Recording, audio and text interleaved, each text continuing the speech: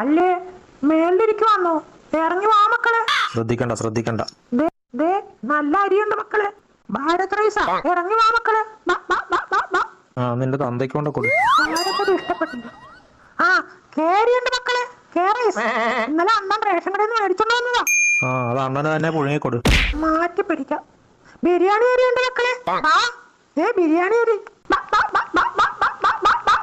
ചേട്ടാ അതെ ബിരിയാണി അരി ഉണ്ടെന്ന്. നല്ല നീളമുള്ള അരിയാ. ചെന്നാലോ? ചെന്ന് കേറിക്കൊടു. അവരിതിനെ വറുത്ത് കോരും. എന്റെ പെങ്കൊച്ചെ, ആ അരി വേവിച്ച് അതിന്റെ ഇടയിൽ നമ്മളെ പുഴുങ്ങി വെക്കുമ്പോഴാണ് അത് ബിരിയാണി ആകുന്നത്. ബിരിയാണി എന്ന് കേൾക്കുമ്പോ വല്ലാണ്ട് അങ്ങ് തുള്ളണ്ട. ഇനിയിപ്പോ ഈസ്റ്ററും പെരുന്നാളും വരുന്നുണ്ട്. അടുത്ത ദിവസങ്ങൾ നമ്മൾ വളരെ ജാഗ്രത പാലിക്കണം. 2 ദിവസം പട്ടിണി കിടന്നാലും വേണ്ടില്ല, താഴെ ഇറങ്ങരുത്. ഇറങ്ങിയാൽ അടുത്ത പെരുന്നാൾ കാണാൻ ഇറങ്ങിയവൻ കാണൂല. അപ്പൊ ഓക്കെ, ജയ് കോഴിശക്തി. ജയ് കോഴിശക്തി.